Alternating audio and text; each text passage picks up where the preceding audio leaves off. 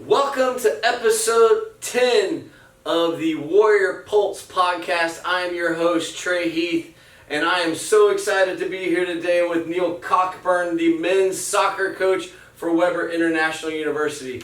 Neil comes to us from Edinburgh, Scotland, and he is going to talk to us today about his journey to America, his journey to Webber, and his staying power. He's entered his 13th season this year with the Warriors, and I don't care what school you're at, I don't care what level you're at, if you've been at one institution for 13 years, you have staying power. So Neil, welcome to the podcast and congratulations on a really successful 2020 conference season.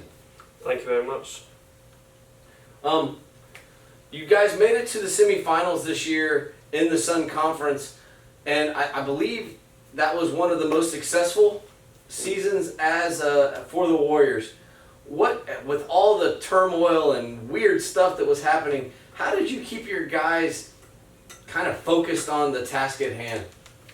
Well, it was actually, we had about 8 players that actually couldn't come back due to COVID. You know, they're still in their country in Argentina, England, Scotland, wherever it may be. We had 1 returning player.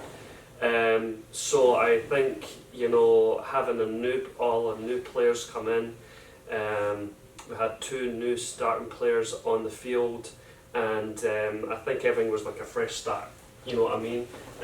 So it was just kind of like we all had new goals, it was like almost like a brand new team. So it was kind of like, okay, well, we set the goals right at the beginning of the season, and I think we achieved them, you know what I mean? Obviously we played Kaiser in the semi-final, which was undefeated at the time, and one of the best teams in the country. I mean, that is a tough task to try and overturn, but I felt like that was our final. You know what I mean? Awesome. Well, you've been at Webber since 2008. Obviously, you bring a plethora of coaching experience to Webber, and you've obviously gained more since you've been here. But let's go back. You started. You're from Scotland, and you went to school at Iowa Central Community College. How does one from Scotland end up in Iowa Central Community College? Well, my best friend, Richard Proctor, he was actually went the year before, and also the head coach is Scottish as well. He's from Edinburgh. You know, well, actually he's from North, but he went to college in Edinburgh.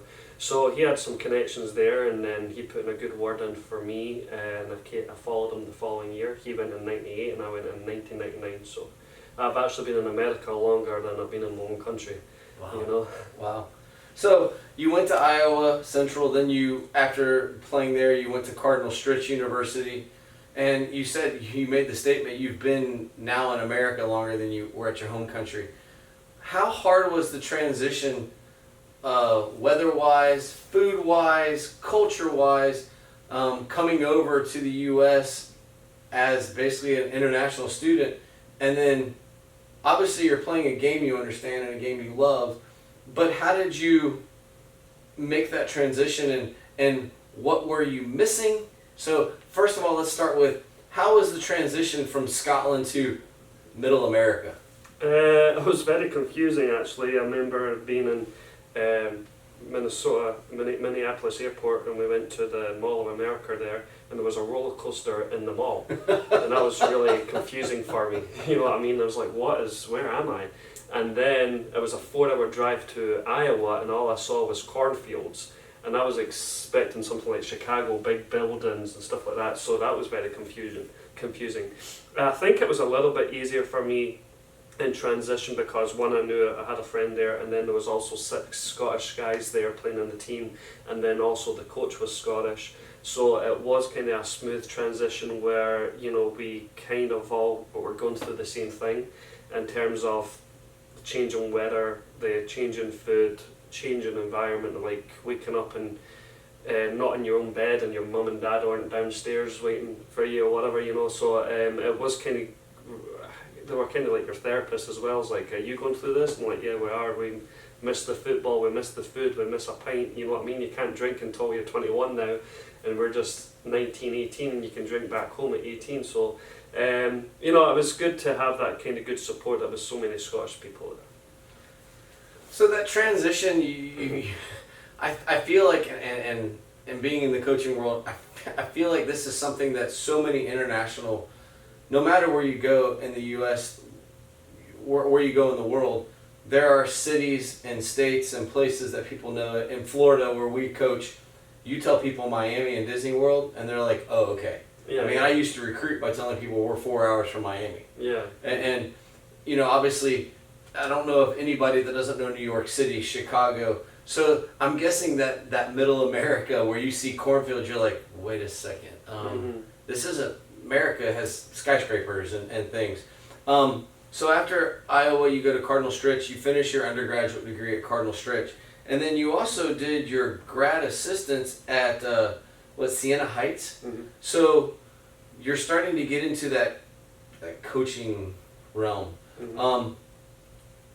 You did an apprenticeship, and you'll have to explain to us, what is an apprenticeship? You coached at East Stirling at the 3rd Division Pro Team. What is an apprenticeship in the coaching world in Scotland? I didn't coach at East Stirling. I played at, trained with the first team at East Stirling under Hugh McCann. Basically that was just, you know, I actually asked if I could train with them because I just wanted a higher level of experience playing with the first team at 3rd Division or playing in the Scottish Cup and stuff like that, and a high level of coaching just to prepare me to go over to the US, you know what I mean? So I actually wrote letters to all the clubs in Scotland, from the Premiership to the 3rd Division, and Hugh McCann at East Stirling invited me over, and you know, I went there with my father, and he was like, yeah, I was like, come and train with the first team, and I trained with them for 2 or 3 months before I came over, and it was a great experience, very high level, but I think it prepared me really well to go over to America. You know? Awesome. So that training then takes you to college. You go to college, you get your degree, then you become a grad assistant. Where does the desire to be a coach come? Was that something you wanted to do, or what was your desire when you went to college versus when you graduated, and how did you get into coaching and know, like, this is where what I want to do? Well, it's kind of like with all my players here. I mean, everybody has the aspirations of going professional and playing as long as you can, you know. But I was under constant injuries, and you know, the second best thing from playing is coaching, right? You know, so I was like, well, if I can't play it, I'd like to coach it, you know, and I had some great mentors and great coaches that I learned under, and I was like, you know, this is something I want to do. And like you said, you know, you're changing young men's lives, you know what I mean? They might not realise it, but, you know, after 10 years or even 13 years, I mean, I'm getting emails and phone calls saying thank you for everything you've done for me, you know, and stuff like that. And, you know, it's nice to know that you can make a difference, you know, and I saw that when I was an assistant, you know, when, you know, I think coaching is really 10% of your job. You're a psychologist, you're a therapist, a mentor, you're a groundskeeper, you're a bunch of little things, you know, fundraising, stuff like that. But I think the biggest part of our job is making changes in young men's lives. You know what I mean? I think it's also setting that positive example of what a good adult looks like.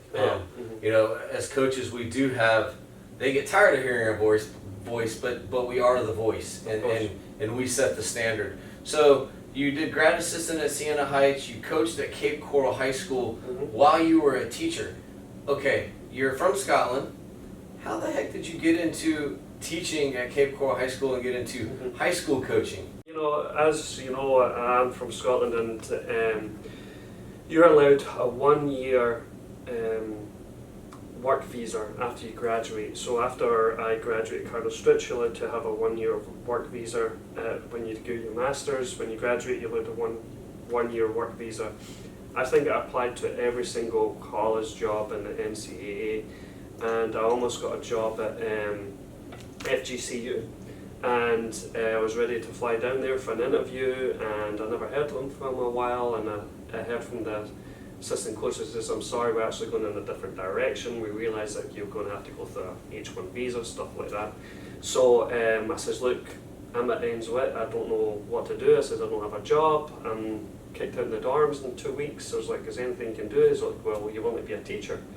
I said, I've got a connection over at Cape Coral High School, but you will have to be the girls' soccer coach. So process of that, and they gave me a job, and I drew down there, and that was it. So did that scare you from getting into coaching, or only excite you more to go further into it?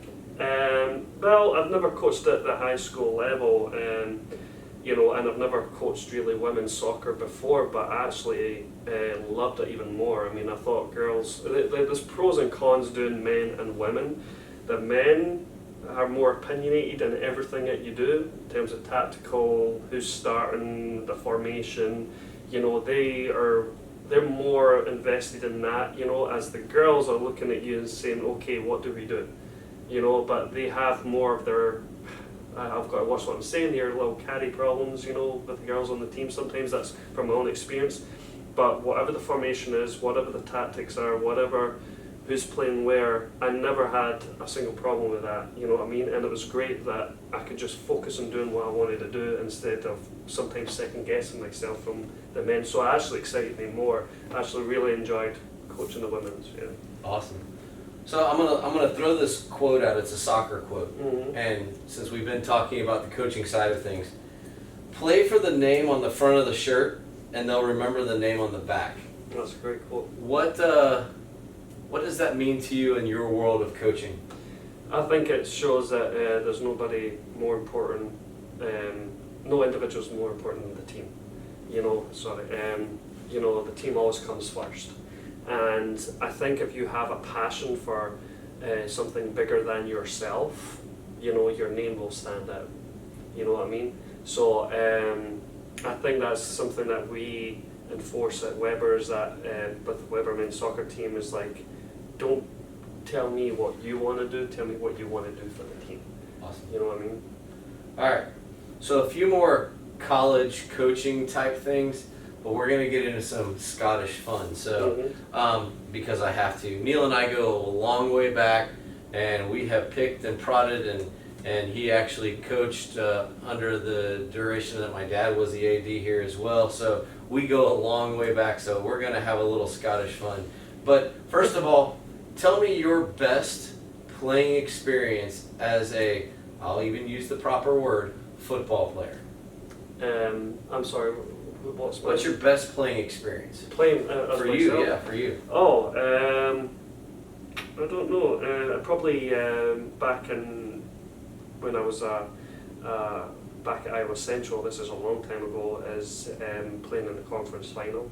You know what I mean? And then winning that game, and then getting into the regional tournament. So yeah, that was a good experience. Was it snowing? Iowa? Yeah. No, it wasn't that time, thank God. Okay. I was curious because I've seen some of those Midwest, Northern, and it's snowing during the game. Yeah. All right. On that same vein, what's your best coaching experience? Probably back in 2000, and even last year we beat Auburn Montgomery 1-0, a very, very good Division 2 team. We beat them 1-0, but probably the most memorable one was back in 2009 when one of my really good mentors and friend, Bobby Clark at the University of Notre Dame, we were able to play University of Notre Dame at FGCU. It was a 3-game tournament. We played Stetson, we played FGCU, we played University of Notre Dame. We got beat 2-0 from University of Notre Dame, 1-0 from FGCU, and we beat Stetson 2-1. So, and Stetson was the second round in the Nationals the year before. So that was a great win, and that was something I'll always remember. So you just listed off 3 Division 1 soccer teams in the U.S. and there's a lot of coaches that wouldn't. Yes, we all want to put our players in the best competition, but there's a lot of coaches that wouldn't throw their team to 3 D1 programs. Is that a coaching mentality, or is that from Scotland mentality? Where does that come from to, we're going to headbutt you and we're going to go ahead, even though you may beat us, we're going to go headbutt you. Where's that mentality come from? Well, I don't know about much of a mentality, but I think it was just basically, your players are never going to have that experience again. So, I did for my master's program, I did how a Division 1 team trains, and yourself, it's a high level. They're training 7 days a week, they're in the weight room 3-4 times a week. So I says, we're going to do everything for the next 4 months, train the way a Division 1 program would train. So we're up at 6 o'clock in the morning, every morning from Monday to Thursday, doing 2-mile runs, then coming in afternoon, doing sessions. So we were training like a Division 1 program.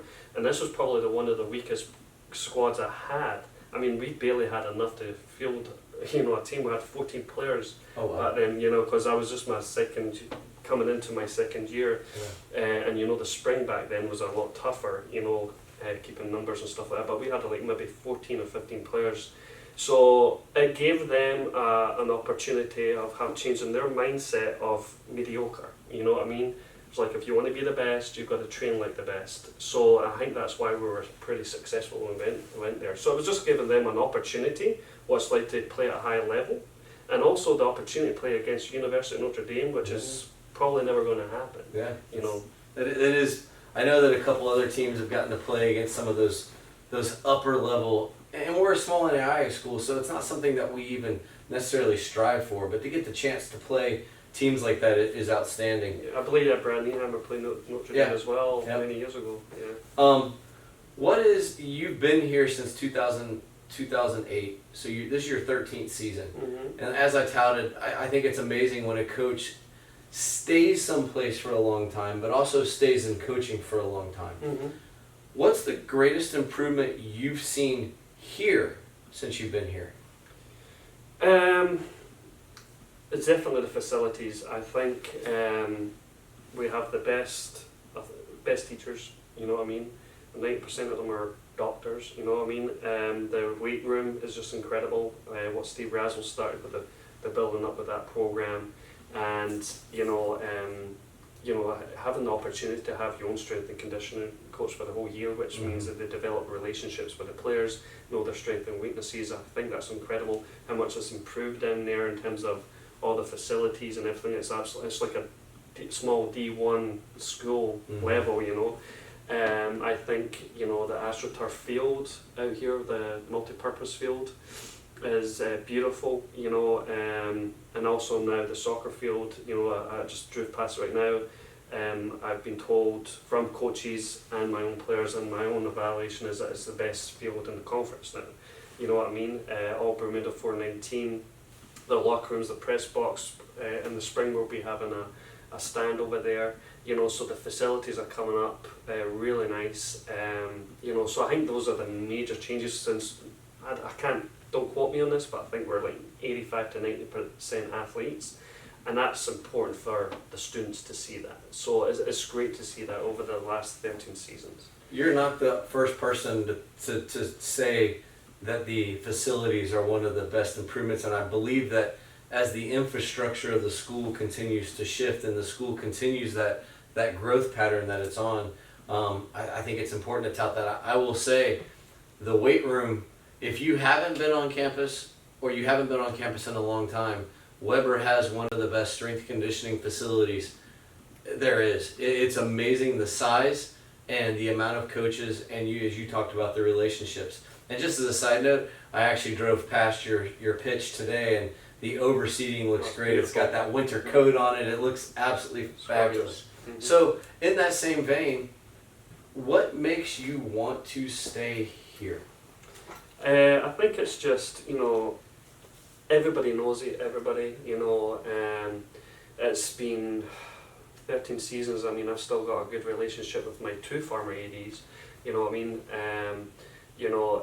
Brad's been here for 25 years, I've known him for so long, and I just think everybody it's kind of like a family here.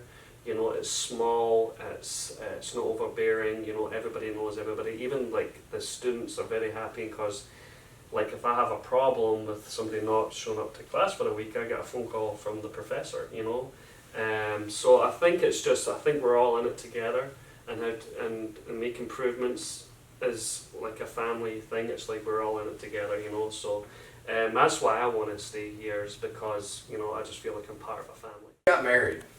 Mm-hmm. There's a few of us that are surprised that someone fell in love with you. And I mean that with tongue in cheek. No, it's awesome. Does that strengthen the bond here, or does that make Weber even more of a home now? And what do you see your future now as being a married man versus a single man coaching? Does that change kind of your perspective on coaching a little bit now, or is it still all right? This is my job, and I'll see you in the spring when we're done in the fall. Mm-hmm. I think it does. Like Amanda and I have been together for the last 2 years, and we've been living together for about 1.5 years now.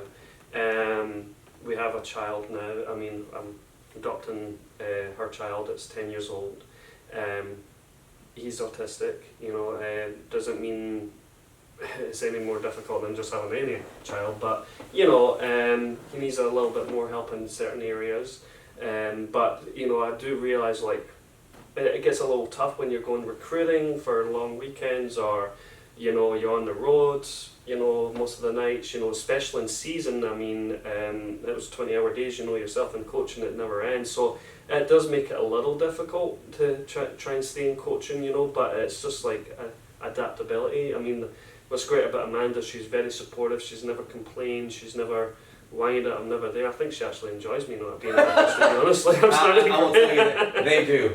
You know, they do. So she's very independent. She likes her freedom. So I don't think it changes too much. I think it's a little bit harder for me.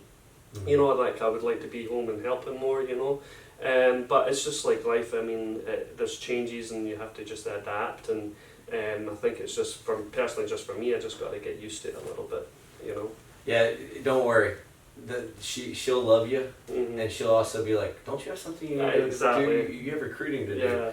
All right, real quick, we're going to finish up with some fun stuff. As I said, I've known Neil since he came to Weber in 2008, and he is Scottish. And if you know anything about, thank God for Scotland, they gave us golf. They've given us bagpipes, but they've also given us kilts. Mm-hmm. Where is the kilt history, and why is this so big in the Scottish culture? Oh, I have no idea, to be honest with you. I'm confused by it myself. But I think you know, it's the whole of Britain that wore kilts as well. You know, it wasn't just Scotland. It was England that wore kilts, Ireland wore kilts, the Welsh wore kilts. I think it's more. You guys decided to hang on to it? Yeah, no, we're just like a little bit tight with money. You know, it's like just go here. It costs extra money down here because Scots are cheap as well. You know, but I think with the whole, you know, Braveheart thing, I think it's just ingrained, and you know, the world that we wear skirts. Some people say, you know what I mean, but I don't know where it came from, to be honest with you. But yeah, it's been just a tradition from, the 13th century, I believe. You know, I mean. They're family colours, though, correct? Yes, we have the Cockburn tartan. We have like 4 tartans that we have. You know, I've actually got some in my house that my dad gave me. Do you wear them? Do you ever wear them for Amanda? No, but she's asked me to, you know. Have you ever thought about coaching a game in one? No, absolutely not, because my players will not look at the ball one time and the other time. It's like, well, I didn't know coach wore dresses, you know what I mean? So Can you play bagpipes? I've tried it, and it is difficult. You have to have a good set of lungs on you. Okay. You know. So, what is the best Scotch? The best Scotch that I've tried was a 14-year-old Glenmorangie. It was very smooth, and it was a $60 bottle. So I hear that actually the more expensive they are, you know, the better they are. So it'd be interesting. But as a rule of thumb, what I've heard, once you get to $150, anything more than that, you can get up to 4,000. There's not much of a difference. So if anyone is a Scotch lover, you know, really don't buy a bottle after $150, because you're basically wasting your money. You know what I mean? Okay, so a country that gave us the wonderful sport of golf, Mm-hmm. you have given us bagpipes, you've given us kilts, you've given us Scotch. Mm-hmm. Can you discuss with us some of the food choices that you all have in Scotland.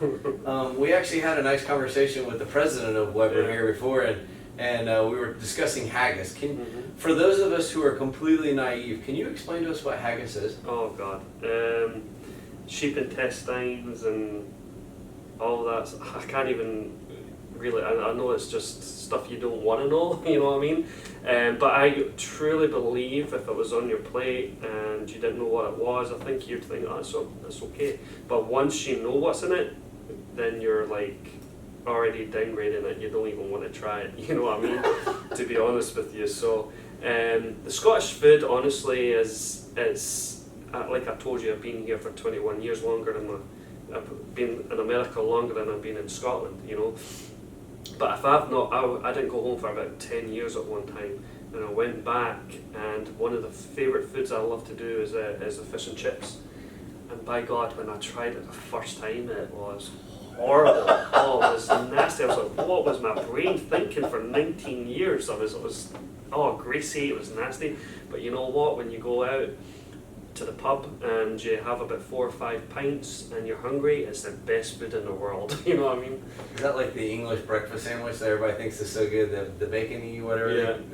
Yeah.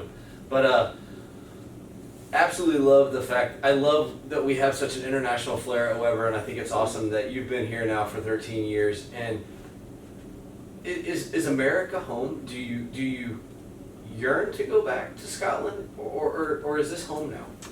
I think it's a lot easier now being, married and having a family and stuff like that, and when I was in Michigan, I kind of had like an American family as well, but it's been Christmas and birthdays. That makes the situation a lot easier. But there was a period 2 or 3 years ago I was thinking about moving back home because I wasn't in the direction of, coaching. It's very hard to go out and meet people and stuff like that. So I was like, maybe my time here is done. But now that I have a family now, I do feel like it's more home now. You know what I mean? And it's sad because now it's 21 years later that you start feeling it gets home. But no matter what, I mean, Scotland will always be my home as well. A big part of my heart is in Scotland because my mother and father's there, my friends are there, and it's where I was born. I mean, it never really leaves you. So on that, since football, soccer is the sport, what is your favorite Scottish team and what is your favorite international team? My favourite Scottish team is Rangers, back home in Scotland. International team would probably be Man United, which is in England. So those are my 2 favourite teams. Okay. We're going to finish up with this quote. It's a Scottish quote. I found a whole bunch of good Scottish quotes, but I couldn't read them. I didn't understand the language. So wherever you wander, or wherever I wander, wherever I rove, the hills of the Highlands forever I love. It's from Robert Burns. Mm-hmm. What makes Scotland? Because we all see pictures and we see the golf and we see the animals roaming. What makes Scotland so nice and appealing? It's a beautiful country. Very beautiful country. You've got great scenery of the hills and stuff like that. There's a lot of greenery. It's, I don't know, I mean, maybe I'm being biased, but I think it's like one of the most beautiful countries in the world, and it's a very small country as well, and it's achieved so much in terms of even just inventions, golf, whiskey, the television, Alexander Graham Bell with the telephone. I mean, it's done a lot of great history stuff in that, so I think that's what makes it appealing as well. I wish that it was football, soccer, but that's, that's not the most appealing thing. You got Scotch. Look, let someone else have the soccer. Yeah. I got to end with this, since we just talked about the homeland and what makes it appealing. What does it mean to you to be a warrior? What does it mean to me to be a warrior? Well, that's a good question. I think it's just the belief in yourself. I think it's like never giving up. You know what I mean? I think that's why I really loved about Weber is that, even with my own being in international, all the struggles and everything that you go through, I think it's a symbolism of, never giving up, be a warrior, fight to the end. You know what I mean? And that's what I strive into my players as well. You know. Awesome. We've gotten some really cool answers about the being a warrior. I think it's one of my favorite parts of these interviews. So we're going to wrap up. I know that the semester's getting ready to begin, and everybody's excited, and soccer's in its spring season. But I want to thank Neil very much for his time of joining me here in our auxiliary studio today for the Warrior Pulse podcast. Hope everybody has a fabulous semester, and we will talk to you at the next episode. Bye-bye.